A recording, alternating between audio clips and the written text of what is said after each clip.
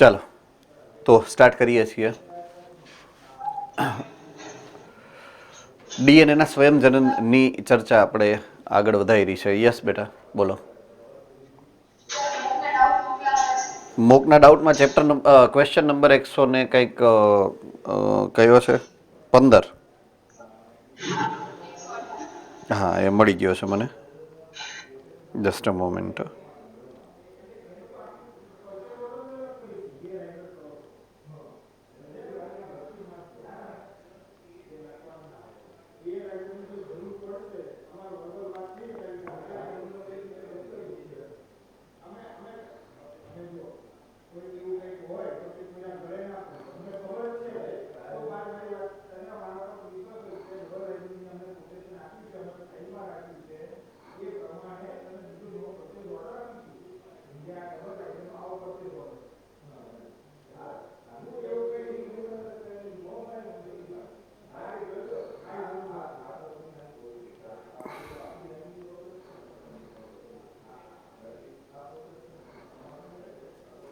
Okay એકમાં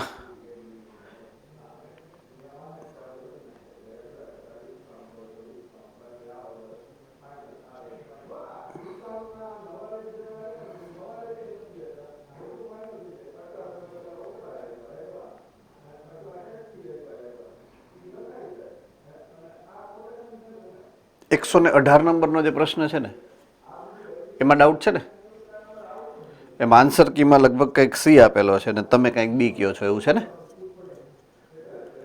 એમાં બી પણ આવી શકે અને સી પણ આવી શકે, બંને આવી શકશે, બંને સાચા છે. ઓકે, હવે છે 115મો. હવે એના માટે મારે દોરવું પડશે પેડિગ્રી. ઓકે,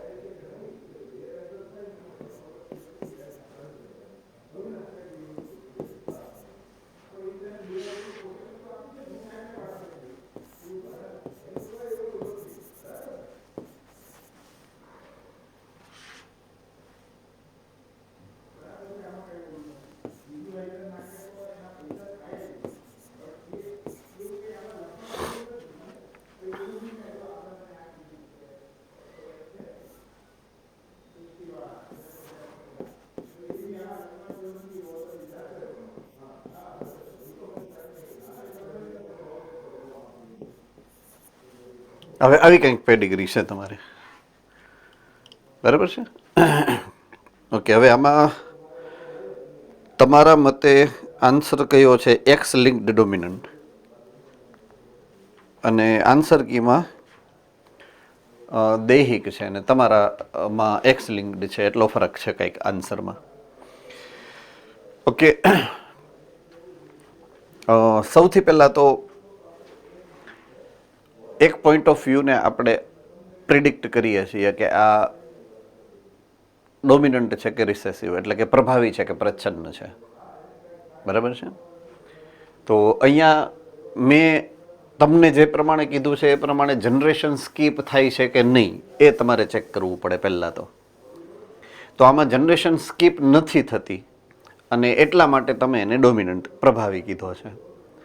પણ આમ જોવા જઈએ તો હું તમને જનરેશન સ્કીપ થાય છે એવું સમજાવી શકું છું અહીંયા એક વખત. જો આ બેયના સંતાનમાં આ સંતાન પેઢી એવી છે કે જેમાં એ રોગ નથી અને એના પછીની પેઢીની અંદર છે, એટલે અહીંયાથી હું આના પૂર્વજોની વાત કરું તો એકેય પેઢી સ્કીપ થાય છે કે નહીં? થાય છે. ઓકે, હવે હું આના પૂર્વજોની વાત કરું તો એકેય પેઢી સ્કીપ થાય છે? આઈ રહી જો આ પેઢી સ્કીપ થાય છે, અહીંયા આ પેઢી સ્કીપ થાય છે. એટલે એ પણ આપણે ક્રોસ ચેક તો કરવાનું. સાયન્સનો નિયમ છે, ક્રોસ ચેક હંમેશા થાય. કોઈ એમ કહી દે કે ડીએનએ આવું છે તો કોઈ એવું નથી માન્યું કે ડીએનએ એવું જોઈએ. એના માટે ક્રોસ ચેકના એક્સપેરિમેન્ટ કર્યા છે. એટલે હંમેશા ક્રોસ ચેક કરવું. બરાબર છે કે ખરેખર પેઢીઓ સ્કીપ થાય છે કે નહીં. પહેલો પોઈન્ટ ઓફ વ્યૂ જે તમને દેખાતો હશે એવો જવાબ નહીં આવે. એટલે પેઢી તો સ્કીપ થાય છે અહીંયા જે પ્રમાણે તમને દેખાય છે એ પ્રમાણે. બરાબર છે. એટલે આ પ્રચ્છન્ન ખામી છે, પ્રભાવી ખામી નથી. ઓકે, હવે એક્સ લિંક્ડ છે કે નહીં? જો તમારે વાય લિંકે કંઈ ખામી છે જ નહીં. હવે બીજો મુદ્દો કેવો હતો? મેં એવું કીધું હતું કે પુરુષોમાં વધારે જોવા મળશે ને સ્ત્રીઓમાં ઓછું જોવા મળશે. એનો મતલબ તમારે સામાન્ય રીતે એવો કાઢવાનો છે કે એ એક્સ લિંક્ડ હોય એમ. એટલે તમે સીધું એ ઓપ્શન સિલેક્ટ કરી દીધો.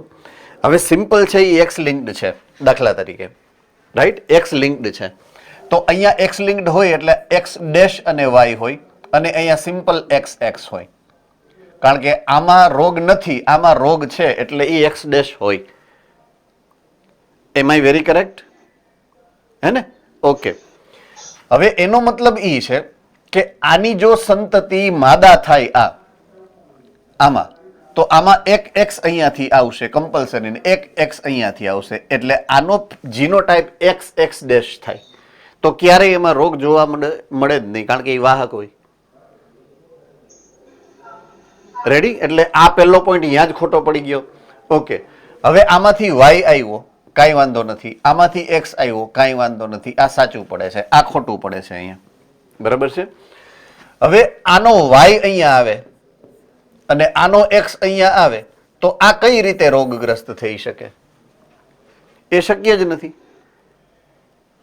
બરાબર છે. એટલે આ સંતાન પેઢીમાં 3 માંથી એક જ પોસિબિલિટી સાચી છે, બાકી 2 ખોટી છે. એટલે કોઈ દિવસ એ એક્સ લિંક્ડ હોય જ ન શકે. ક્રોસ ચેક કરવાનું છે પાછું. રેડી? એટલે એ દૈહિક અને પ્રચ્છન્ન ખામી છે, એક્સ લિંક્ડ નથી.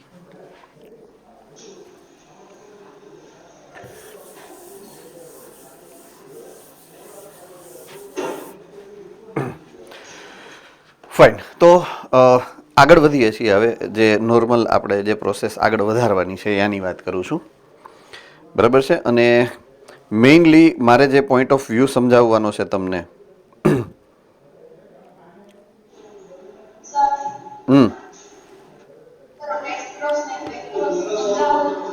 ટેસ્ટ ક્રોસ અને બેક ક્રોસ સમજાવી દઉં. નો પ્રોબ્લેમ. ચાલો, સારું થયું યાદ કરાયું, મને ભૂલાઈ ગયું હતું. ઓકે, એક વાત છે બેક ક્રોસની. પહેલી વાત કરું છું હું બેક ક્રોસની. Okay, capital T, small T. આ છે પેરેન્ટલ પેઢી. બરાબર છે. એમાંથી F1 જનરેટ કરું છું હું. F1 મારી પાસે આવે છે capital T, small T. Again એ કેપિટલ ટી, સ્મોલ ટી આરે સ્વફલન કરાવ્યું છે મેં અને મને મળી છે F2 પેઢી. F2 પેઢીમાં મને જે સંતતિનું પ્રમાણ મળે છે એ કેપિટલ ટી, સ્મોલ ટી આ 3 મળે છે. આવું આપણને ખબર છે. આ મોનો હાઇબ્રિડ ક્રોસનું પ્રમાણ મેં લખ્યું છે. બરાબર છે. ઓકે, હવે આ F1 સંતતિ એનું જ્યારે હું ક્રોસિંગ કરાવું, સંકરણ કરાવવું, કાં તો આની હારે કરાવવું અથવા તો આની હારે કરાવવું, કોઈ પણની સાથે કરાવવું, એટલે હું એક સ્ટેપ પાછળ ગયો છું સંકરણ કરાવવા માટે. એને આ કહેવાય બેક ક્રોસ. બરાબર છે. શું કહેવાય? Back cross. ઓકે, હવે આવશે ટેસ્ટ ક્રોસ.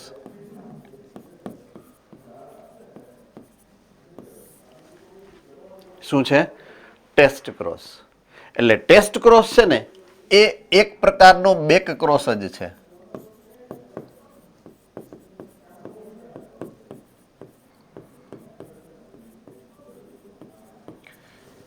પણ એમાં તમારે જે બેક ક્રોસ કરાવવાનો છે એ ફરજિયાત આની સાથે કરાવવાનો છે, બરાબર છે? સમયુગ્મી અને પ્રચ્છન્ન પિતૃ સાથે જ થાય તો એને કહેવાનું છે ટેસ્ટ ક્રોસ. સિમ્પલ. આ રીતે તમારે આને યાદ રાખવાનું છે, બરાબર છે? બેક ક્રોસ એટલે બેમાંથી કોઈ પણ પિતૃ ઓ સાથે તમે કરશો, અને ટેસ્ટ ક્રોસમાં કમ્પલસરી તમારે સમયુગ્મી અને પ્રચ્છન્ન સંતતિ જ લેવાની છે, બરાબર છે? ઓકે, ચાલો.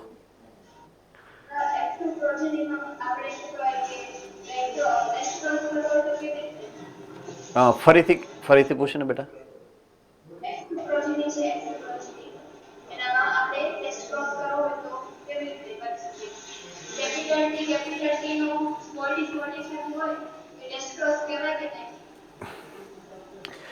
ઓકે, પહેલું તો ટેસ્ટ ક્રોસનો હેતુ શું છે? આપણે ટેસ્ટ ક્રોસ શું કામ કરાવીએ છીએ?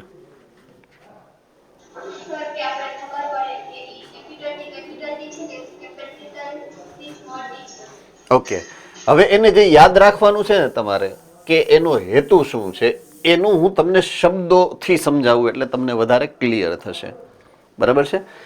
મારી પાસે કોઈ એક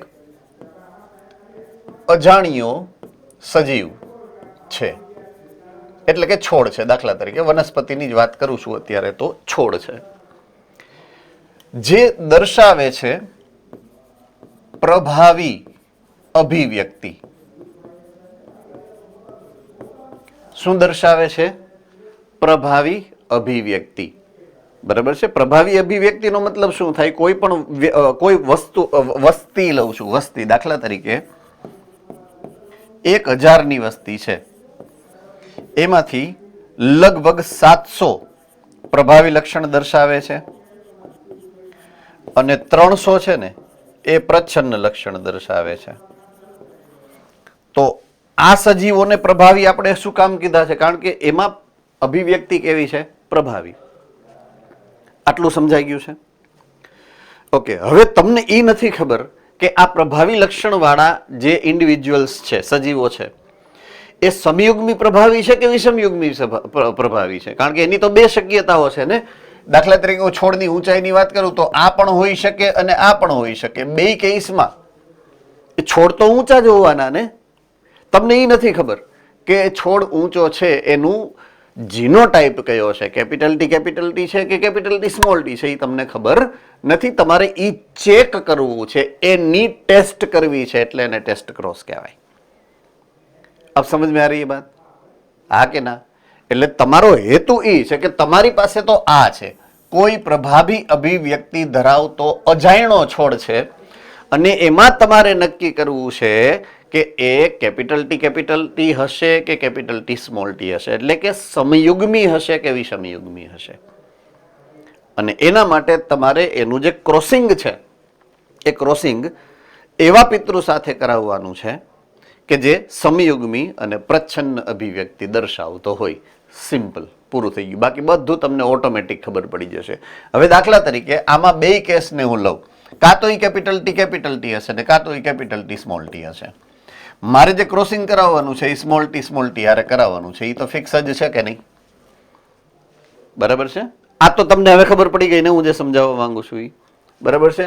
તો આમાંથી બનશે કેપિટલ ટી જન્યુ, આમાંથી બનશે સ્મોલ ટી જન્યુ, એટલે આમાં 100% સંતતિ જેટલી પણ બનશે એ કેવી બનશે? તો કે ઊંચા છોડ 100% પ્રભાવી અભિવ્યક્તિ આપશે.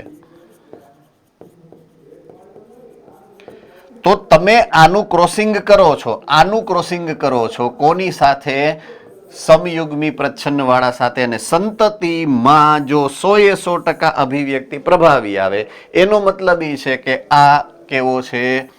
સમયુગ્મી છે.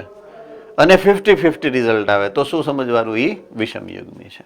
બસ આ જ ટેસ્ટ છે, એટલા માટે જ એને ટેસ્ટ ક્રોસ કીધું છે. ડાઉટ?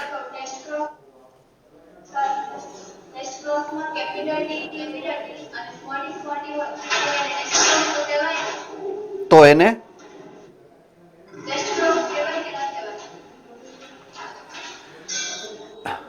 મેં તમને શરૂઆત ક્યાંથી કરી ખબર છે કે ટેસ્ટ ક્રોસનો મતલબ શું થાય? ટેસ્ટ ક્રોસનો મતલબ શું થાય?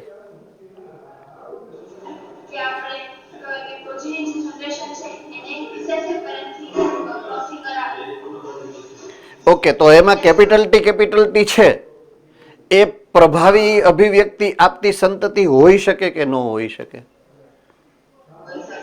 તો જવાબ એનો આવી ગયો એમાં.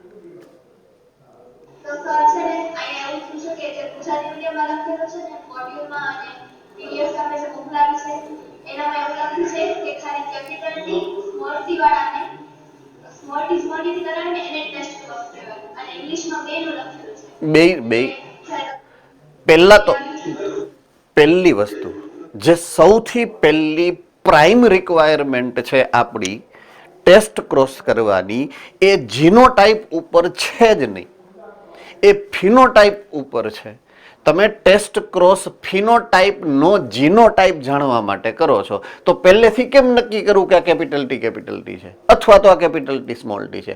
લોજિક જ એ થઈ ગયું ને આપણું. એટલે જ મેં પહેલી શરૂઆત ત્યાંથી કરી છે. એટલે એ લોજિક ખોટું છે. If it is given in to the book તો એ બુકનું એ લોજિક અને એ સ્ટેટમેન્ટ ખોટું છે 100% ટાઈમ. બરાબર છે? જેમાં બે છે ને એ સાચું, જેમાં એક છે એ ખોટું. રેડી? All right. ચાલો, હજી કઈ ડાઉટ છે? પક્કા? ઓકે. હા બોલો સર. મારી પાસે અત્યારે નથી. એક મિનિટ ઉભા રહ્યો. હું મોડ્યુલનો મેડ કરી લઉં, પછી કદાચ અહીંયા હોય ને તો એટલે શું સોલ્વ જ થઈ જાય, આપણે ડાઉટ રહેવા નથી દઉં. 2 જ મિનિટનો મને ટાઈમ આપો.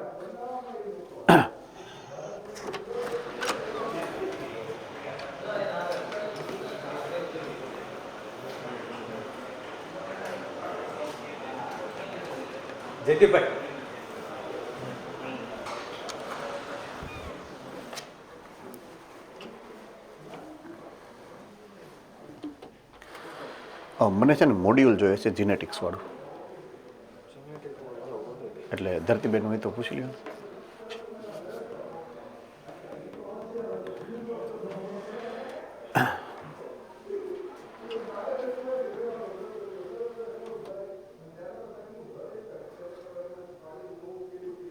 ઓકે, હવે એમાં કોઈ પર્ટિક્યુલર ડાઉટ હોય તો મને કહો, એટલે કદાચ એક્સપ્લેન કરવાની ટ્રાય કરું જો મને મળે તો. લીટીમાં ડાઉટ છે. કેમાં? મોડ્યુલની એક લાઈનમાં. ઓકે, બોલો ને, લાઈન બોલો. મધુમાખીના લિંગ નિશ્ચયની છે. હા બોલ, વાંધો નહીં, હું લખું છું, તું બોલ. મધુમાખીમાં થતું લિંગ નિશ્ચય વ્યક્તિગત સજીવમાં પ્રચ્છન્ન રીતે રંગસૂત્રના સેટ પર આધારિત છે. ઓકે, વ્યક્તિગત સજીવ પછી હા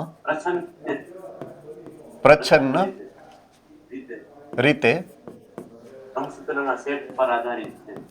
રંગસૂત્રના સેટ પર આધારિત છે. ઓકે, આકૃતિની અંદર તમે કદાચ જોશો તો આ 32 રંગસૂત્ર વાળો અને 16 રંગસૂત્ર વાળા આવા 2 ઇન્ડિવિજ્યુઅલ આપેલા હશે, 2 પિતૃઓ આપેલા હશે. આ હશે માદા જે દ્વિકીય છે, આ છે નર જે એકકીય છે. આમાં આવું કંઈક હશે. બરાબર છે? તો વ્યક્તિગત સજીવ એટલે કે આ પણ વ્યક્તિગત સજીવ છે અને આ પણ વ્યક્તિગત સજીવ છે. તો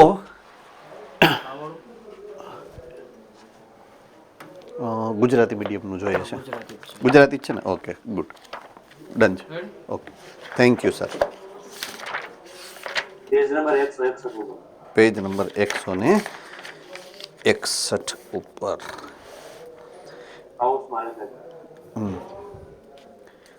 વ્યક્તિગત સજીવમાં પ્રચ્છન્ન રીતે રંગસૂત્રના સેટ ઉપર આધારિત છે. ઓકે, રંગસૂત્રના સેટ ઉપર આધારિત છે. ઓકે, એમાં આ પ્રચ્છન્ન રીતે છે ને, એ એક એક્સ્ટ્રા શબ્દ છે જેનો કોઈ મતલબ અહીંયાથી નીકળતો નથી. મૂળભૂત રીતે તમારે એ જ ગણવાનું છે કે જો એ 2n છે તો માદા બનશે અને n છે ને તો એ નર બને છે. હકીકતમાં અહીંયા એવી રીતના હોવું જોઈએ, પ્રચ્છન્ન રીતે નહીં. આનું જે ટ્રાન્સલેશન છે ને, ટ્રાન્સલેશનમાં પ્રચ્છન્ન રીતેની જગ્યાએ મૂળભૂત રીતે આવું હોવું જોઈએ. ટ્રાન્સલેશનની મિસ્ટેક છે, એરર છે થોડીક, બરાબર છે. એટલે તમે એ જગ્યાએ આમ લીટી કરી અને ઉપર મૂળભૂત રીતે કરી શકો છો, એટલે ક્યારેય ભવિષ્યમાં પણ કન્ફ્યુઝન ના થાય. રેડી? ઓકે. બીજો કોઈ ડાઉટ? બીજો કોઈ ડાઉટ? તમે લોકો કંઈક પૂછતા હતા ભુજ સેન્ટર વાળા.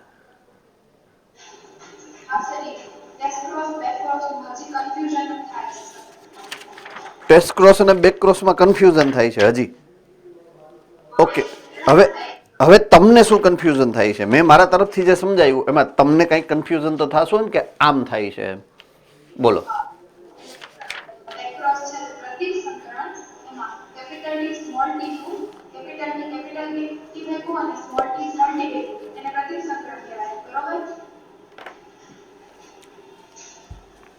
હવે હું લખું છું આમાં જેમ લખ્યું ને એમ તમે બોલતા જાઓ, હું લખતો જાઉં છું. ઓકે, ચાલો કયો તમે શું કહેવા માંગો છો? એક જ મિનિટ. Back cross. ઓકે, હવે શું કહો છો તમે? Capital T. હા, પછી capital T small T.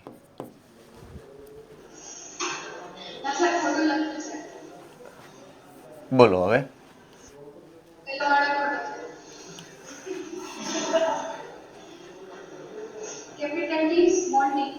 Okay.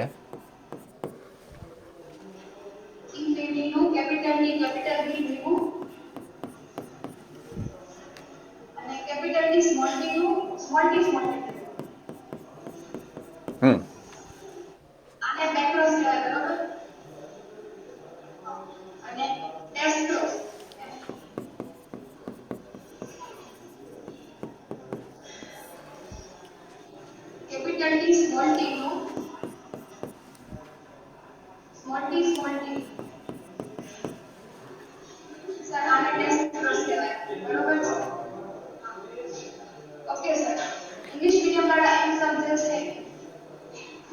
આ તમારા તરફથી તમે ઓકે કર્યું છે, મારા તરફથી મેં નથી કર્યું, બરાબર છે. આની પહેલા જ્યારે તમે પૂછ્યું હતું ત્યારે મેં સેમ ટુ સેમ વસ્તુ કીધી છે. અત્યારે ફરીથી સેમ ટુ સેમ કરું છું. તમે જે થોટ પ્રોસેસથી શરૂ કરો છો એ થોટ પ્રોસેસ રોંગ છે. તમે જીનોટાઈપથી શરૂ કરો છો. જીનોટાઈપને સ્થાન નથી બેક ક્રોસ અને ટેસ્ટ ક્રોસમાં. સમજાય છે? તમારી વિચારની શરૂઆત ફિનોટાઈપથી થવી જોઈએ. બેક ક્રોસ કયો કે ટેસ્ટ ક્રોસ કયો અહીંયાથી. તો તમે મુહૂર્ત જ ઈંટ ખોટી રાખો તો દિવાલ આડી જ બનવાની હોય ને, હું એમ કહું છું. સમજાય છે? એટલે વિચાર જે છે એ ખોટી રીતે અહીંયા થાય છે એમ. હવે દાખલા તરીકે હું એમ કહું છું કે અત્યારે હું વાત કરું છું ટેસ્ટ ક્રોસની. ટેસ્ટ ક્રોસની શરૂઆત થવી જોઈએ પ્રભાવી અભિવ્યક્તિ વાળા સજીવથી. જે કેપિટલ ટી હોઈ શકે અને સ્મોલ ટી હોઈ શકે, અને એનું ક્રોસિંગ તમારે કરવાનું છે પ્રચ્છન્ન પિતૃ સાથે, એટલે કે સ્મોલ ટી સાથે. તો જો મારે જીનોટાઇપિક લક્ષણની સાથે જવું હોય તો ટેસ્ટ ક્રોસની બે પોસિબિલિટી છે. Capital T cross by small T એક, અને small T cross by small T બે. આવી બે પોસિબિલિટી જનરેટ થવાની શક્ય. મને તો ખબર નથી ને કે આ છે કે આ છે, તો હું પહેલેથી કેમ કહી શકું કે આ છે?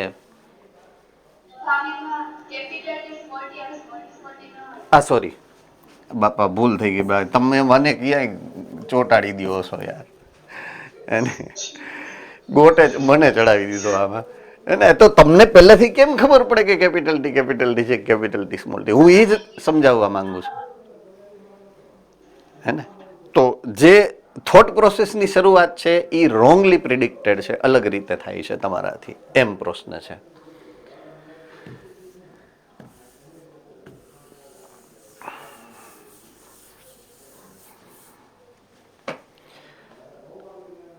હવે હવે આમાં કાંઈ કન્ફ્યુઝન નથી. ઓકે, એવું નથી કરવાનું કે હાલો આ સમજાવી નથી હઈ ગો અને આપણે ભૂલી જઈએ ગોઈ રહ્યું, એવું નથી ને પાછું. હા, એમ પ્રોપરલી સમજાય છે ને હું જે કહું છું એ.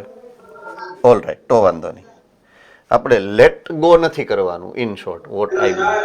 બોલો બેટા. હા બોલો બોલો. આઈ એમ હિયર ઓનલી. બોલો.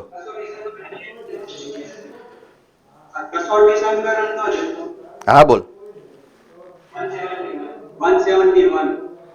171 હવે મારે ગોતવાનું ને પાછો ક્યાંક જઈને.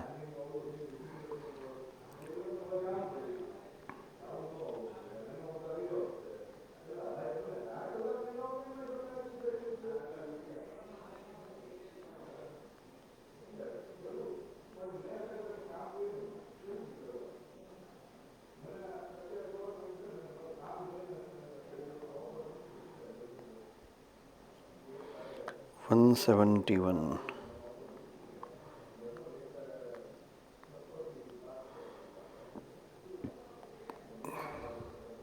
બોલો. તત્વથી તંત્રમાં શું ડાઉટ છે?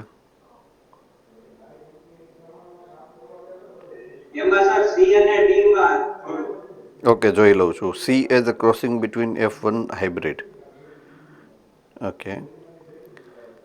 અને crossing the F1 hybrid double recessive genotype. D સાચો જવાબ. ડી સાચો જવાબ છે. સી નો આવે. સી નો આવે. ડી જવાબ સાચો છે. બીજા કોઈને કઈ ડાઉટ છે? હવે સી શું છે જુઓ, crossing between two F1 hybrid એટલે F1 ની જ સંતતિ વચ્ચે અંતઃસંકરણ. F1 ની બે સંતતિ વચ્ચે અંતઃસંકરણ થાય તો એને થોડું તમે ટેસ્ટ ક્રોસ કયો છો. એને કસોટી સંકરણ નો જ કહેવાય ને. એ કસોટી સંકરણની વ્યાખ્યા હમણાં તો 3 વાર સમજાવી મેં. કસોટી ગુજરાતી મીડિયમમાં એક ઓપ્શન નથી. એવું છે એટલે બે રિપીટ થયા છે, બે સરખા છે. ના ના સર, સી ઓપ્શન એમ આવ્યો હે કે બે જીનોટાઇપને પ્રચ્છન્ન લક્ષણ સાથે સંકરણ. બરાબર છે. તો અહીંયા ખોટું એટલા માટે પડે કે જીનોટાઇપને કન્સિડર જ નથી કરવાનો. હમણાં એ તો માથાકૂટ ચાલી લીધી 15 મિનિટ. તમારે તો ફિનોટાઇપને જ કન્સિડર કરવાનું છે ને. તમારે ક્યાં જીનોટાઇપને ધ્યાન લેવાનું છે? તમારે તો એ છોડ પ્રભાવી અભિવ્યક્તિ દર્શાવે છે કે નહીં એને ધ્યાનમાં લઈને જ કસોટી કરવાની છે ને. જીનોટાઇપને અહીંયા કન્સિડર જ નથી કરવાનો, ફિનોટાઇપને જ કન્સિડર કરવાનો છે. સમજ में आ रही है बात કે નહીં आ रही है? એટલે ઈ કદાચ આ ઓપ્શનને કન્સિડર કરવું તોય આ ઓપ્શન ખોટો છે. આ ઓપ્શન સાચો નથી.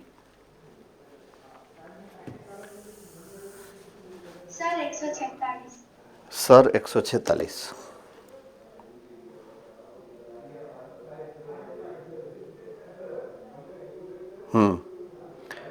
person A, blood group of person is A. Hello, A blood group છે, બરાબર છે. suffering from albinism. what percentage of his gamete will have capital IA small a?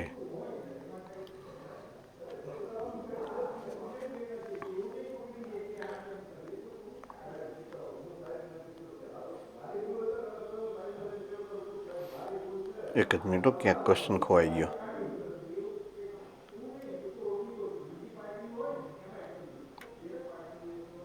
Okay,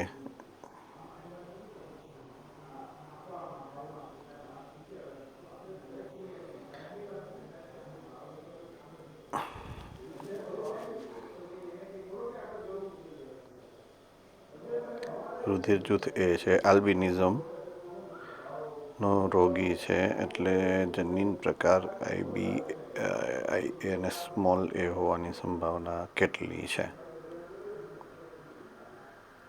question ઇલોજિકલ દેખાય છે.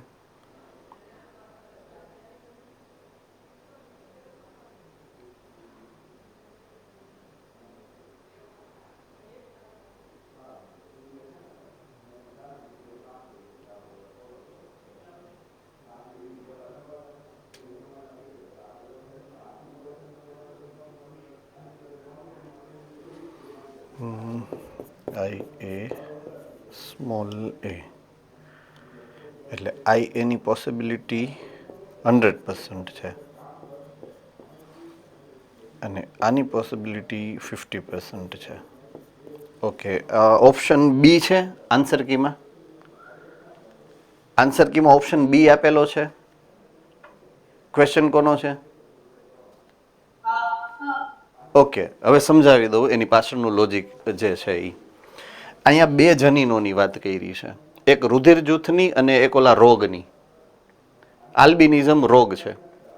આલ્બિનિઝમ રોગનો કારક પણ એ જ છે, કેપિટલ એ અથવા તો સ્મોલ એ. આ પ્રભાવી, આ પ્રચ્છન્ન. અને રુધિર જૂથના કારકમાં આ આઈ એ પણ હોઈ શકે અથવા તો આઈ એ સ્મોલ આઈ પણ હોઈ શકે. બરાબર છે? તો અહીંયા સંતતિની અંદર આઈવી છે એટલે કે આ પોતે જ રોગી છે જ, એ ફિક્સ છે. એ પોતે રોગી તો છે જ, એ ફિક્સ છે. એટલે એની અંદર આઈ એ હોય. હવે ઈ આની અંદર અને આની અંદર બેયમાં આઈ એ તો છે જ ને, એટલે આઈ એ તો એની અંદર 100% છે જ. સમજાય છે કે નહીં? એટલે 100% આઈ કેપિટલ એ એની પાસે છે જ. આ તો છે જ. હવે અહીંયાથી આ કેપિટલ એ આવવું અથવા તો સ્મોલ એ આવવું એની શક્યતા તો એની અંદર 50% જ હોય ને. કાં તો કેપિટલ એ આવે ને અથવા તો સ્મોલ એ છે એની પાસે, બેમાંથી એક છે એ. એટલે આ રીતે એનો આન્સર આવવો જોઈએ. જો આવા ક્વેશ્ચન આવે તો તમારે બે અલગ અલગ રોગ, બે અલગ અલગ જનીન, બે અલગ અલગ કારકની સંભાવનાને ધ્યાનમાં લઈ અને આ પ્રશ્નનું સોલ્યુશન લઈ આવવું પડે. બરાબર છે? લગભગ એવો પ્રશ્ન એટલા માટે નહીં આવે કારણ કે આલ્બિનિઝમનો ઉલ્લેખ તમારા પેપરની અંદર, તમારા મોડ્યુલની અંદર, તમારી ટેક્સ્ટબુકની અંદર ક્યાંય છે નહીં, એટલે આવશે નહીં આવું તમારે ક્યારેય. એટલે એવી ચિંતા ન કરતા, આલ્બિનિઝમનો ક્વેશ્ચન તમને આવશે એમ. બરાબર છે? નીટમાં પૂછી ન શકાય કારણ કે એ રૂલની બહાર જાય છે. Okay, anything else? Yes sir. Chapter 5 માં ડાઉટ હતો. હા બોલો, પેજ નંબર બોલજો. સર આપણે 213 પેજ નંબર છે. ઓકે, એક જ મિનિટ ખોલી લઉં. 213 નંબર. હા બેટા બોલો હવે. એમાં સર આપણે આ ઇક્વલાઈનું વિભાજન કરાયું હોય ને, એમાં તમે 20 મિનિટ લખાઈ. આમાં સંયોજનની ઘટના 18 મિનિટ. Good question. અને એક 38 મિનિટ આપેલી છે સર. કે 38 મિનિટમાં યાદ રાખવી, તો સર એ કેવી રીતના 38 મિનિટ? ઓકે, કહું. ઓકે, હવે વિભાજન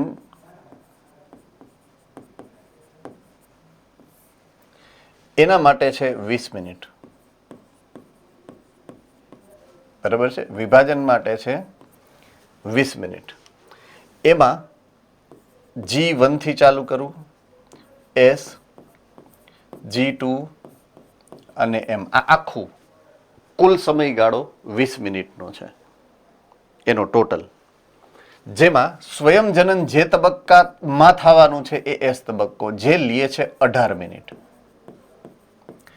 એનો મતલબ એ છે કે આ G1, G2 અને M આ બધાને ભેગા કરો ને તો એ 2 મિનિટમાં થઈ જાય. એની સામે ખાલી S તબક્કો 18 મિનિટ ચાલે સ્વયંજનનનો. આવો એનો મતલબ કાઢવાનો રહીએ તમારે. બરાબર છે? હવે અહીંયા પાછી જો 38 મિનિટ વાળી વાત છે ને, એ ઓલા 40 મિનિટના સંદર્ભે લીધી છે. પણ તોય 38 ન થવું જોઈએ, તો 36 થયું, 18 દુ 36 થાય બે વિભાજનમાં. એટલે એ 38 મિનિટ મને નથી ખબર એ હુકામિયા છે, પણ આ 18 મિનિટ કન્ફર્મ છે. બરાબર છે કે 18 મિનિટ એટલે ટોટલ 20 મિનિટમાંથી આ ટોટલ વિભાજનનો સમયગાળો 20 મિનિટનો હોય, એમાંથી 18 મિનિટ સંશ્લેષણ માટે લે છે. એસ તબક્કો 18 મિનિટ સ્વયંજનનનો ચાલશે. જો હું એને બે વિભાજન કહું તો બે વિભાજનમાં 40 મિનિટ થવી જોઈએ, પણ એમાં સ્વયંજનન 36 મિનિટ લેશે, 38 નહીં. એટલે એ પણ થોડોક ફેરફાર કરી લેજો. બરાબર.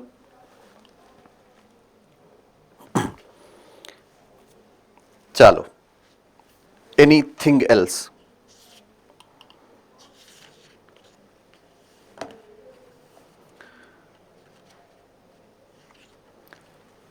રેડી? હા બોલો, જુનાગઢ. બોલો બોલો, જુનાગઢ સેન્ટર બોલો. સર, અપૂર્ણ પ્રભુતામાં આપણે એવું જોયું હતું ને કે જનીન પ્રકાર સર પ્રકાર બે સમાન જોઈના, પણ સહપ્રભાવિતમાં એવું જોયું. હા, ઈ કઈ રીતે સહપ્રભાવિતમાં બે સેમ હોય? ઓકે. હવે અપૂર્ણ પ્રભુતા જે તું કહેવા માંગસ ઈ એવું છે કે જીનોટાઈપ એનો રેશિયો અને ફિનોટાઈપ એનો રેશિયો એ બે એક હોવો જોઈએ. 1:2:1. આમાં પણ 1:2:1. કઈ રીતે? દાખલા તરીકે કેપિટલ આર ઈ થાય છે લાલ પુષ્પ. લાલ જ છે ને કે બીજું કઈ છે? બહુ યાદ નથી મને. હા, લાલ જ છે. સ્મોલ આર થાય છે સફેદ પુષ્પ, અને કેપિટલ આર સ્મોલ આર થાય છે ગુલાબી પુષ્પ. બરાબર છે. તો F2 સંતતિની અંદર કેવું થયું છે કે 1:2:1 નો રેશિયો છે કોનો? કેપિટલ આર સ્મોલ આર ને સ્મોલ આર. બરાબર છે. અને એ જ તમને ફિનોટાઈપમાં મળશે, સેમ ટુ સેમ રેશિયો, કે આ થશે લાલ, આ થશે ગુલાબી, અને આ થશે સફેદ. એટલે ઈ બે સમાન મળે છે એવું કહે છે. ઈ તો સમજાઈ ગયું. બરાબર છે. હવે હું કોડોમિનન્સની વાત કરું, એટલે સહપ્રભાવિતતાની વાત કરું. તો સહપ્રભાવિતતાના ગુણધર્મમાં હવે તો કન્ફ્યુઝ ક્યાં છો એ મને કે, કારણ કે આમાં તો હું સમજી ગયો તારો પ્રશ્ન.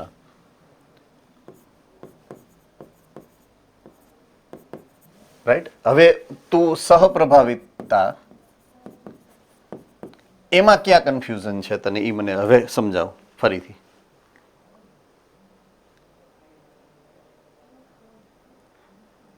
આમાં તારું કન્ફ્યુઝન ક્યાં છે સહપ્રભુતામાં?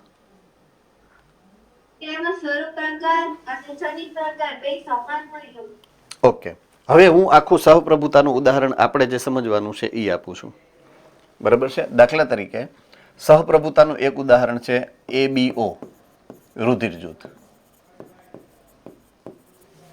ABO રુધિર જૂથ. બરાબર છે કે અહીંયા પ્રભાવી કારક છે એ છે કેપિટલ A અને B. બરાબર છે. આ બે છે. અને પ્રચ્છન્ન કારક ઈ એક જ છે આની સામે, એટલે IA અને IB આ બે પ્રભાવી કારક છે. એની સામે પ્રચ્છન્ન કારક એક જ છે, small I. Ready? Yes or no? હવે આની જે ગોઠવણી છે એ કેવી રીતે થવી જોઈએ? તો એક છે જીનોટાઈપ અને એક છે ફિનોટાઈપ. જોજો હવે તારી પ્રશ્નનો જવાબ અહીંયા મળશે તને. હું જીનોટાઈપની વાત કરું, કેપિટલ I A અને capital I A small I. આ બંનેનો ફિનોટાઈપ કેટલો મળે છે મને? એક જ મળે છે. અને ઈ ફિનોટાઈપ કયો છે તો કે રુધિર જૂથ એ. તો અહીંયા જ આપણો જે ક્વેશ્ચન છે એ ખોટો પડી ગયો કે એક ફિનોટાઈપ છે અને બે જીનોટાઈપ છે, એટલે સમાન તો નથી જ ને. હવે સમજાઈ ગયું. હવે હું જો વાત કરું ને સહપ્રભુતા, સહપ્રભુતા, તો એમાં અહીંયા આવે કેપિટલ આઈ એ અને કેપિટલ આઈ બી. તો ઈ રુધિર જૂથ આવે એ બી, સિંગલ જ, એક જ આવે. તો બે સમાન થઈ ગયા ને. જેટલો જીનોટાઈપ છે એટલો જ ફિનોટાઈપ છે. રેડી? એટલે સહપ્રભુતા માટે લાગુ પડે. આ સહપ્રભુતામાં નો આવે ને. આ સહપ્રભુતાનું આ એક જ ઉદાહરણ છે. આઈ એ આઈ બી ભેગું છે તો અભિવ્યક્ત થાય છે. રાઈટ?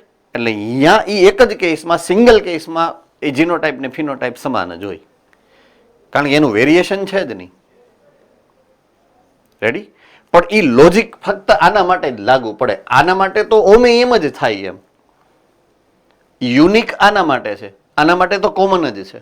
એટલે આના માટે એ નિયમ લાગુ નથી પડતો. નિયમ મીન્સ અપવાદ જે કહેવાય, અપવાદ સ્વરૂપે આ એક જ આવે.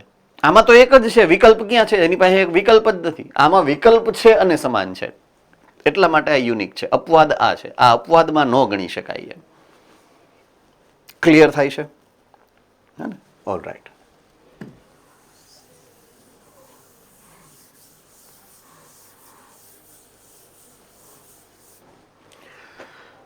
ચાલો હવે પેજ નંબર 213 ઉપર જ હતા આપણે. આમે છેલ્લે હે ને આપણે સતત સંશ્લેષણ અને અસતત સંશ્લેષણની વાત સૌથી છેલ્લા લેક્ચરની અંદર જે કરી એની ઉપર આગળ વધીએ છીએ હવે. બરાબર છે? સતત સંશ્લેષણ અને અસતત સંશ્લેષણ. ઓકે, હવે બધાનું ધ્યાન અહીંયા હોય તો મને ગમશે એમ, ડેફિનેટલી. હે ને? ઓકે, મારી પાસે એક જનીનની શૃંખલા છે, રાઈટ? હવે આ શૃંખલા સામસામે જોડાયેલી છે. એ તો આપણને ખબર જ છે હાઇડ્રોજન બંધ વડે.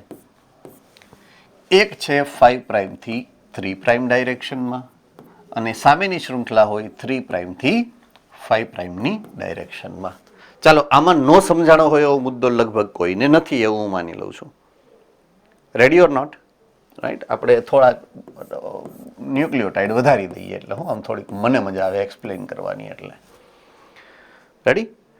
હવે મારે સ્વયંજનન ચીપીઓ બનાવવો છે. આ સ્વયં જનન કરવાની શરૂઆત કરી દીધી દાખલા તરીકે.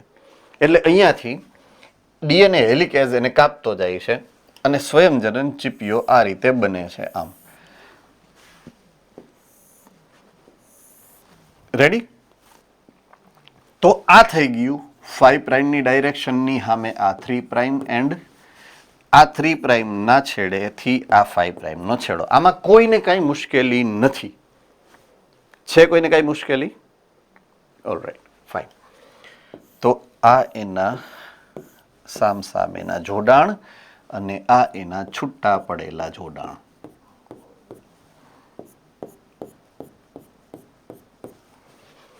ચાલો આને હું અત્યારે દૂર કરી દઉં એટલે આપણે નડે નહીં કન્ફ્યુઝનના ભાગ સ્વરૂપે. હવે અહીંયા છીએ આપણે. નવી જે સંશ્લેષણ પામતી શૃંખલા હશે, આઈ રિપીટ, નવી જે સંશ્લેષણ પામતી શૃંખલા હશે એ કઈ ડાયરેક્શનમાં એટલે કે કઈ દિશામાં વૃદ્ધિ પામી શકે અથવા તો સંશ્લેષણ પામી શકે? ભુજ સેન્ટર.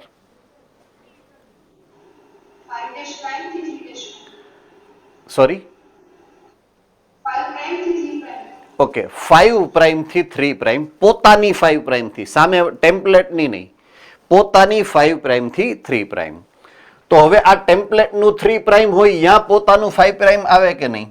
એટલે કે અહીંયાથી શરૂઆત કરે 5 પ્રાઇમ થી 3 પ્રાઇમની ડાયરેક્શનમાં એ વૃદ્ધિ પામી શકે. આમ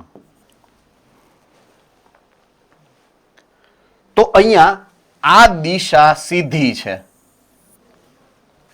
સીધી દિશા પડે છે એને અનુકૂળ છે. શું કામ? કારણ કે એને શરૂઆત 5 પ્રાઇમ થી કરવી છે તો સામે એને 3 પ્રાઇમ નો છેડો મળે છે. હવે અહીંયા જુઓ જોઈએ, અહીંયા સામે 5 પ્રાઇમ છે. હવે અહીંયાથી હું શરૂઆત કરું દાખલા તરીકે આમ જવાની, તો આ 5 પ્રાઇમની સામે અહીંયા 3 પ્રાઇમ આવે, रूल ब्रेक થાય છે. समझ में आ रही है बात जो मैं बोल रहा हूं? હા કે ના? હે ને? એટલે શું થશે ખબર છે? આ એક પાર્ટ ખુલ્લો, બીજો પાર્ટ ખુલ્લો, ત્રીજો પાર્ટ ખુલ્લો, ચોથો પાર્ટ ખુલ્લો, જેમ જેમ ખુલતું જશે ને એમ અહીંયા એક પછી એક ઉમેરાતા જાય ન્યુક્લિયોટાઇડ. આ ધંધો કોણ કરે છે? અહીંયા એક સરસ મજાનો ઉત્સેચક છે. આ ઉત્સેચકનું નામ છે DNA પોલિમરેઝ. ઈ શું કરે છે? અહીંયા ન્યુક્લિયોટાઇડ ઉમેરતો જાય એક પછી એક, બરાબર છે, અને હામે એને જોઈન્ટ કરતો જાય આમ. પણ આ થોડુંક આગળ વધે એટલે 4, 5, 6 ન્યુક્લિયોટાઇડ જ્યારે ખુલી જાય આ સાઈડ એને રાહ જોવી પડશે થોડીક, પછી આની સામે એટલે કે અહીંયાથી ઈ શરૂઆત કરે, કારણ કે આ એનો 3 પ્રાઇમ છેડો થાય, એટલે એનો સામેનો છેડો હવે આ 5 પ્રાઇમ છેડો થાય, અને પછી ઈ આ દિશામાં એક નાનો કટકો બનાવે, વળી પાછો થોડીક વાર રાહ જોવે આગળ જવાની, વળી પાછો બીજો કટકો બનાવે. અબ સમજ में आ रही है बात? એટલે થાહે કેવું ખબર છે? અહીંયા કટકે કટકે શ્રૃંખલા બનશે એમ. તો સતત શ્રૃંખલા કઈ બાજુ બનશે? જેમાં ટેમ્પલેટનો 3 પ્રાઇમનો છેડો હોય અહીંયા, અને અસતત શ્રૃંખલા ક્યાં બને? જ્યાં ટેમ્પલેટનો 5 પ્રાઇમનો છેડો છે ત્યાં. એની પાછળનું લોજિકલ કારણ શું છે? સંશ્લેષણની દિશા 5 પ્રાઇમથી 3 પ્રાઇમની ડાયરેક્શન જળવાવી જોઈએ. ચાલો, આમાં કોઈને કાંઈ કન્ફ્યુઝન છે આમાં? રાજકોટ, અમરેલી, બરોડા, જુનાગઢ અને ભુજ. રેડી? All right. ચાલો, તો છેલ્લે આ ભાગને આપણે જોયો છે. જો સેમ ટુ સેમ વસ્તુ મેં જે તમને સમજાવી એ આવી રહી અત્યારે, કે સ્વયંજનન ચીપીઓ બને એટલે જ્યાં 3 પ્રાઇમથી 5 પ્રાઇમ છેડો છે કોનો? ટેમ્પલેટનો, ત્યાં સતત શ્રૃંખલા થાય 3 પ્રાઇમથી 5 પ્રાઇમ. જો આવી રહ્યું આ 3 પ્રાઇમથી 5 પ્રાઇમ તરફ જે ટેમ્પલેટ છે એમાં સતત શ્રૃંખલા બની. રેડી છે? અને જ્યાં ટેમ્પલેટ 5 પ્રાઇમથી 3 પ્રાઇમ તરફ દેખાય છે ત્યાં તમે કટકે જ સંશ્લેષણ કરી શકશો. એટલે 5 પ્રાઇમથી 3 પ્રાઇમના છેડાવાળી ટેમ્પલેટ ઉપર હંમેશા ત્રુટક સ્વયંજનન થાય છે. ચાલો, આની અંદર કોઈને કઈ મુશ્કેલી હજુ હોય તો કહી શકશો. રેડી?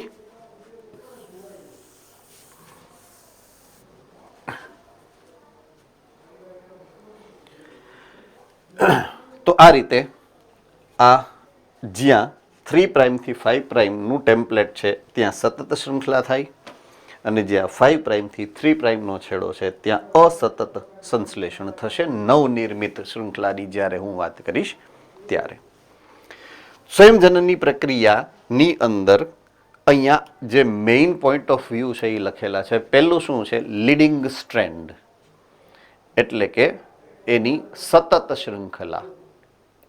બરાબર છે?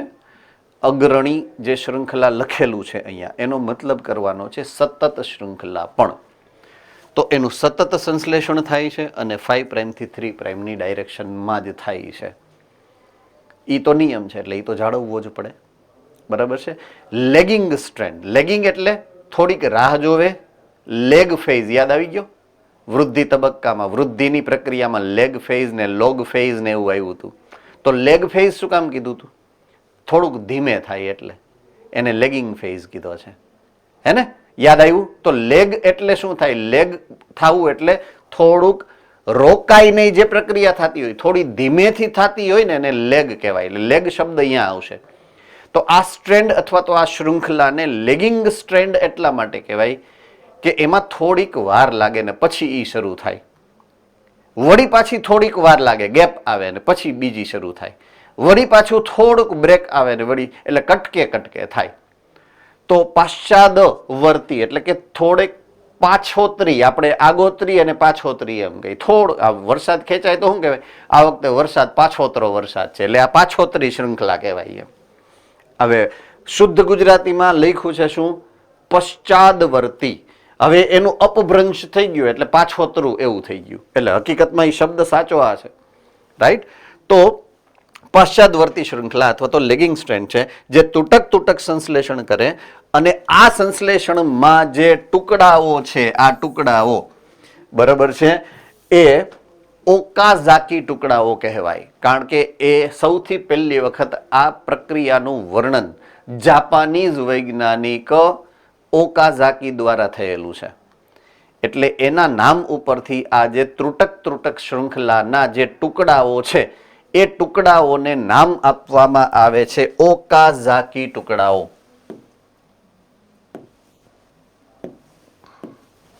બરાબર છે? આ જે ટુકડાઓ છે, કોઈ પણ ટુકડો તમે લ્યો, એને કહેવાય ઓકાઝાકી ટુકડાઓ, ઓકાઝાકી ફ્રેગમેન્ટ્સ અથવા તો ઓકાઝાકી ટુકડાઓ કહેવાય. બરાબર છે? એ ખાસ નવું નામ છે અને આપણે યાદ રાખવું પડશે, ઓકાઝાકી ટુકડાઓ અથવા તો ખંડો. ઓકે, હવે ડીએનએ લાઇગેઝ જે ઓકાઝાકી ટુકડાઓને જોડશે, કારણ કે કટકે કટકે બને છે, પણ આપણે બનાવવાનો તો આખો ડીએનએ હોય ને, કટકા નથી બનાવવાના, ડીએનએ આખો બનાવવો છે એટલે એને જોડવો પડશે વચ્ચેથી. એટલે ડીએનએ લાઇગેઝ નામનો ઉત્સેચક શું છે? દરેક ઓકાઝાકી ખંડો એને ઈ જોડી દેશે વચ્ચેથી, હે ને? ઓકે, હવે એક વધારાનો જે અહીંયા લખેલો શબ્દ છે એ છે પ્રાઇમેઝ. બરાબર છે? પ્રાઇમેઝ.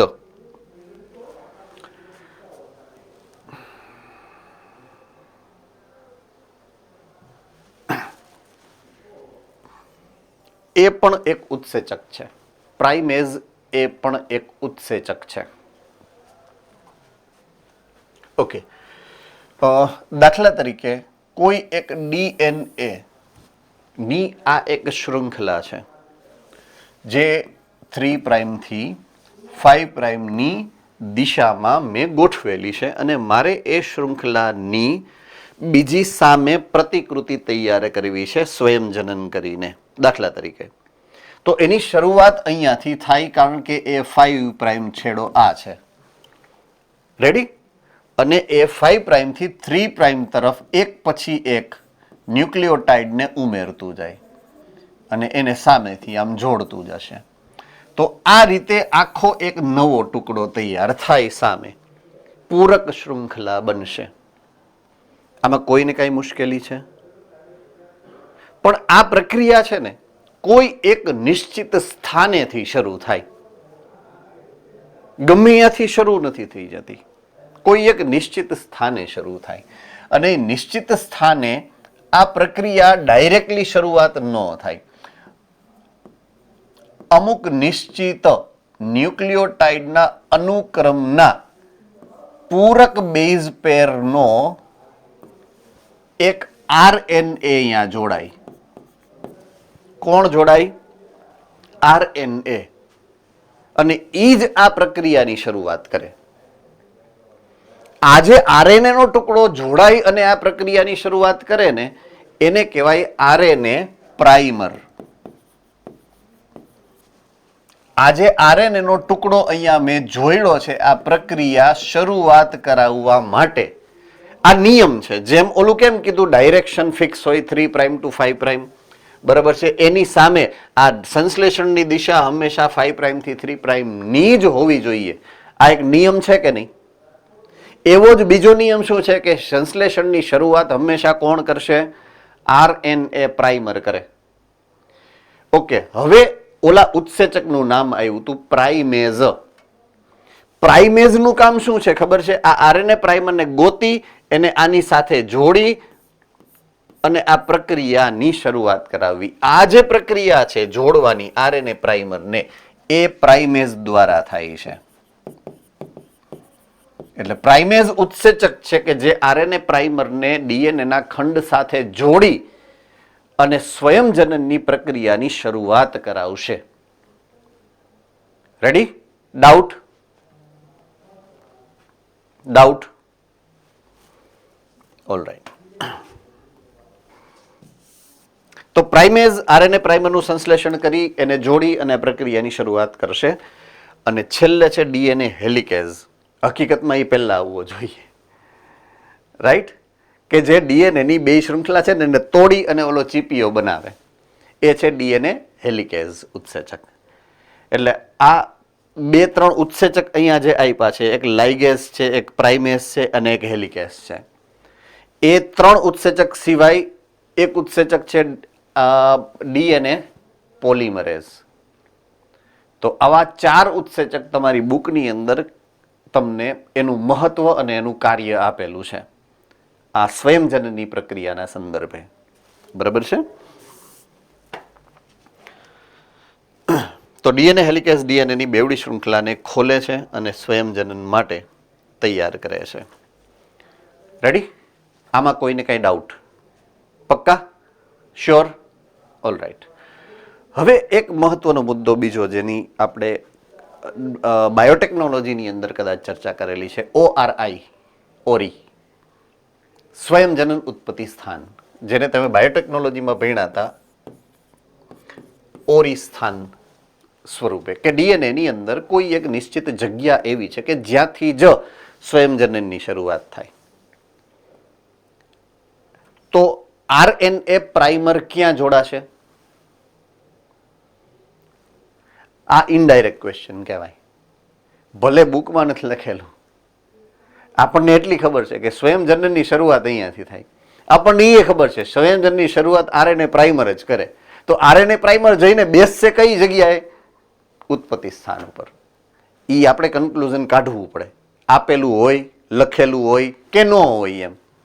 બરાબર છે? એ ખાસ યાદ રાખવાનું છે. આપણે એક્સ્ટ્રા પોઈન્ટમાં આવે, આના 10-10 રૂપિયા એક્સ્ટ્રા મારા એકાઉન્ટમાં તમારે જમા કરાવવાના રહેશે. બરાબર? ઓકે, ચાલો. ઉત્પત્તિ સ્થાન આપણને ખબર છે એટલે વધારે ડિટેલમાં હું જાતો નથી. ઓલરેડી તમને ખ્યાલ જ છે ઓરી શું છે એ. તો ડીએનએ પોલિમરેઝ પોતે સ્વયંજનનની શરૂઆત કરી શકતો નથી.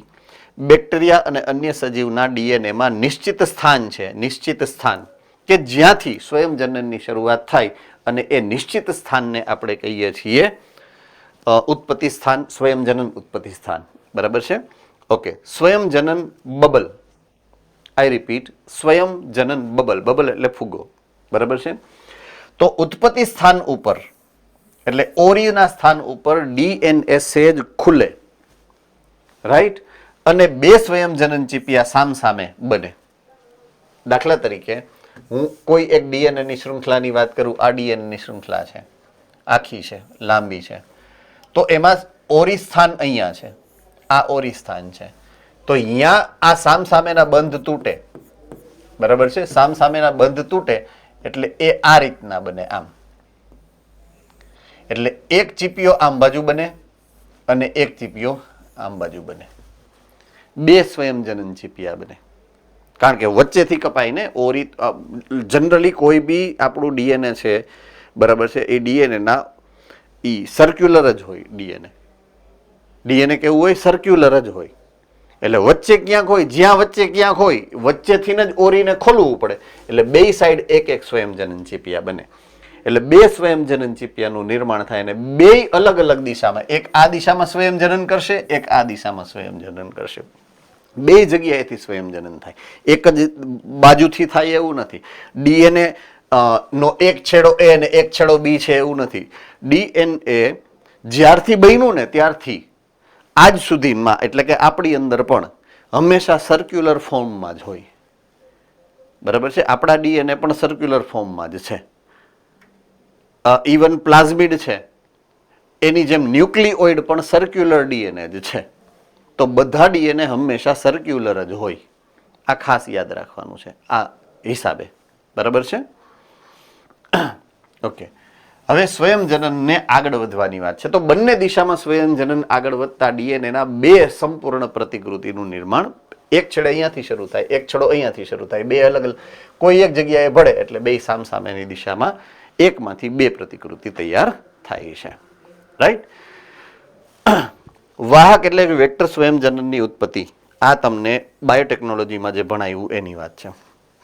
બરાબર છે? વાહક સ્વયંજનન ઉત્પત્તિ સ્થાન પૂરું પાડે છે. શું કામ? ક્લોનિંગ માટે. શેના માટે?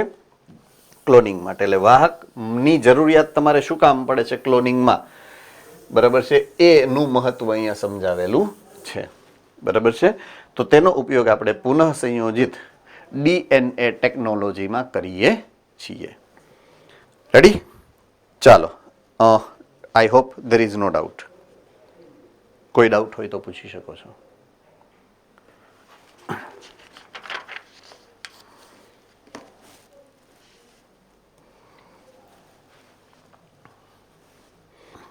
આ ઓલરેડી મેં આની પહેલાંના લેક્ચરમાં તમને સમજાવેલું છે કે ડીએનએનું સ્વયંજનન કોષચક્રના કયા તબક્કામાં થાય છે. આપણે જાણીએ જ છીએ, આમાં ઇવન આ લેક્ચરમાં પણ આપણે ઉલ્લેખ કર્યો કે એસ તબક્કામાં સ્વયંજનન થાય ઓલા ઇકોલાઈમાં. બરાબર, 20 મિનિટ ને 18 મિનિટની જ્યારે ચર્ચા કરી હતી તો ત્યારે જ મેં તમને સમજાવેલું છે કે એ એસ તબક્કાનું 18 મિનિટનો સમય છે. બાકીના G1, G2 અને એમ તબક્કો 2 જ મિનિટ લે છે.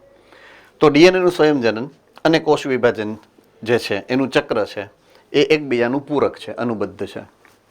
સ્વયંજનન બાદ કોષ વિભાજન ન થવાને કારણે પોલિપ્લોઇડી થઈ શકે. એ તો ખબર જ છે ને, કોષ વિભાજન થયું અને કોષ રસ વિભાજન ન થાય તો પોલિપ્લોઇડી થાય છે. ચેપ્ટર નંબર 10 ની અંદર આપણને સમજાવેલું છે. કોષના વિભાજન પહેલા ડીએનએનું સ્વયંજનન ફરજિયાત થઈ જવું જોઈએ. એટલે એમ તબક્કા પહેલા જ સ્વયંજનન થઈ જવું જોઈએ. એટલે તો આપણે એસ તબક્કામાં કરીએ છીએ. રેડી? ડાઉટ? કોઈ ડાઉટ?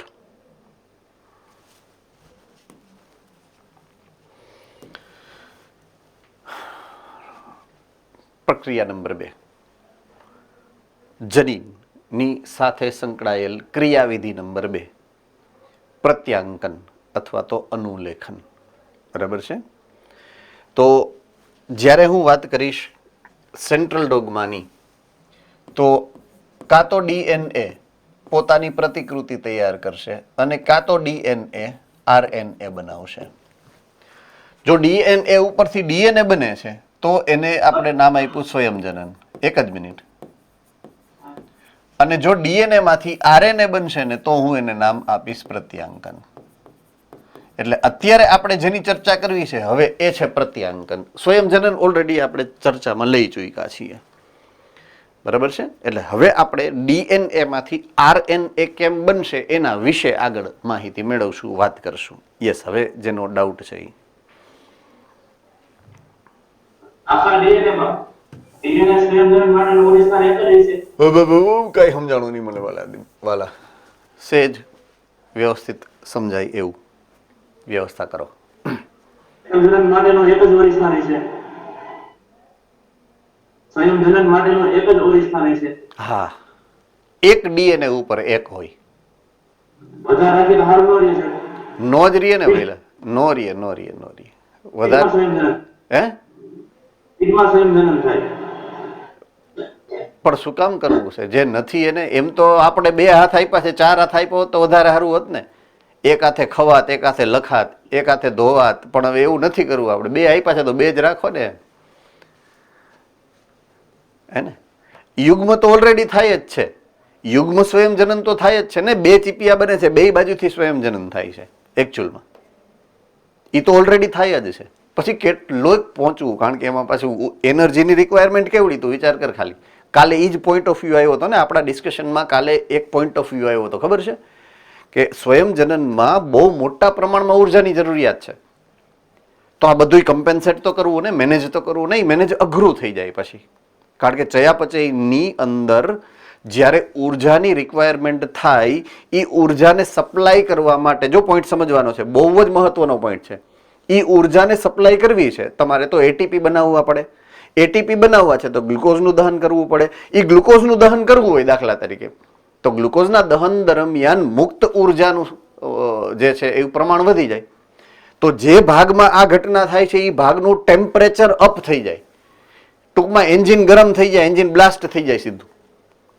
આપ સમજ में आ रही है बात? એટલા માટે એવું નથી કરી શકાતું. એને ખબર છે આમ થાય પણ એ કરાય નહીં આ ધંધો એમ. નહીતર એ ભાગનું ટેમ્પરેચર વધી જાય એમ. કારણ કે તમે શ્વસન અંકની વાત કરી હતી જ્યારે, શ્વસન અંકની, તો ગ્લુકોઝનો શ્વસન અંક છે 1, બાકીના પ્લસ માઇનસ હોઈ શકે. પણ તમે એની સાથે સાથે એક પોઈન્ટ ઓફ વ્યૂ બીજો પણ એની સાથે જોડાયેલો છે. એ એવો છે કે જ્યારે એક ગ્લુકોઝના અણુને તમે તોડી એનું ઓક્સિડેશન, પૂર્ણ ઓક્સિડેશનની વાત કરું છું, પૂર્ણ ઓક્સિડેશન, અને તમે જ્યારે એટીપી બનાવો છો, એની સંખ્યા કેટલી છે એટીપીની ટોટલ? 38 એટીપી તમે બનાવો છો, તો શું એની જે કુલ સંગ્રહિત ઉર્જા છે એ કુલ સંગ્રહિત ઉર્જાનો બધો જ જથ્થો એટીપીમાં રૂપાંતરિત થાય છે? તો કે ના, એવું નથી.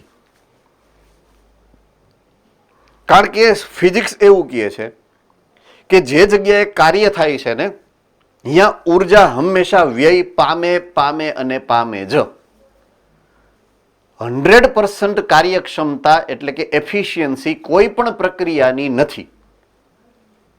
તો ગ્લુકોઝની અંદર સંગ્રહિત ઉર્જામાંથી તમે જ્યારે એટીપી બનાવો ને, તો કુલ જે સંગ્રહિત ઉર્જા છે એની 45% ઉર્જા, 45% ઉર્જા જ એટીપીમાં રૂપાંતરિત થાય. 55% ઉર્જા તો વ્યય પામે, અને વ્યય ઉષ્મા ઉર્જા સ્વરૂપે થાય છે. કઈ ઉર્જા? ઉષ્મા ઉર્જા એટલે કે ગરમી. હવે આપણે એનોય પાછો સદુપયોગ કરીએ છીએ. આ જે નુકસાન છે ને એને આપણે ફાયદામાં રૂપાંતરિત કર્યું છે આપણા શરીરમાં. કઈ રીતે? આપણા શરીરનું તાપમાન જાળવવા માટે. તો આપણું અંદરથી શરીરનું તાપમાન શું કામ જળવાય છે? ગ્લુકોઝનું દહન કરીને. કઈ રીતે જળવાય છે? ગ્લુકોઝનું દહન કરીને. સમજમાં આ રહી એ વાત? એટલે આ બહુ ઇમ્પોર્ટન્ટ ફિનોમિના છે, બહુ જ ઇમ્પોર્ટન્ટ ફિનોમિના છે. એના લોજિક તમને કેટલી બધી જગ્યાએ અલગ અલગ જગ્યાએ ટચ થશે. છે સિમ્પલ મોલેક્યુલ, એક ગ્લુકોઝનું દહન કરી અને ઉષ્મા ઉર્જા અને એટીપી છૂટી પાડવી, પણ કેટલી જગ્યાએ એના જે છે એ લોજિક જે છે એ એપ્લાય થાય છે. બરાબર છે? ઓકે, ચાલો. એટલે એકથી વધારે ઓરી હોવા આપણને પોસાતા નથી. બરાબર છે? કારણ કે એમાં ઉર્જાની રિક્વાયરમેન્ટ વધી જાય અને એની નુકસાની થોડીક વધારે થાય છે. હાવ સિમ્પલ લોજિક સમજાવું તમને કે જ્યારે આપણા શરીરની અંદર થોડુંક પણ ઇન્ફેક્શન થયું હોય ને, એ ઇન્ફેક્શનનું લેવલ સામાન્ય ઇન્ફેક્શનના લેવલ કરતાં સેજ ઉપર જશે ને, એટલે તમારું આખું બોડી ગરમ થઈ જાય, જેને તમે તાવ આવ્યો કહો છો. તો આખા કોષની અંદર જો ડબલ સંખ્યામાં સ્વયં જનન પામવાની શરૂઆત થાય તો એ ટેમ્પરેચર ક્યાં પહોંચે? આ ઓલા બેક્ટેરિયા, છોડિયા જેવા બેક્ટેરિયા આપણામાં ઘૂસી અને જો એ પોતે સ્વયં જનન કરવાની શરૂઆત કરે, એટલે કુલ આપણું પ્લસ બેક્ટેરિયાનું થયું તો આપણું જ ડબલ થઈ જાય તો ક્યાં જાય? હાવ સિમ્પલ લોજિક થઈ ગયું ને. સો એ પોસાય નહીં આપણા શરીરને. બરાબર છે? એટલા માટે એ શક્ય નથી. આમ તો હવે પ્રત્યાંકન અત્યારે શરૂ કરવું એવી મને કોઈ પોસિબિલિટી દેખાતી નથી. 5 મિનિટ છે એટલે આ ધંધો અત્યારે કરાય નહીં. હવે એની વ્યાખ્યા હું માંડ સમજાવી શકીશ. એટલે પ્રત્યાંકનથી આપણે આવતા લેક્ચરની અંદર આગળ વધશું, કાલ નહીં ને પરમ દિવસ. બરાબર છે? સો આ સાથે હું મારી વાણીને વિરામ આપું છું. આપે સૌ મને શાંતિથી સાંભળો, જાણ્યો, માણ્યો એ બદલ આપ સૌનો ખૂબ ખૂબ આભાર. બરાબર છે?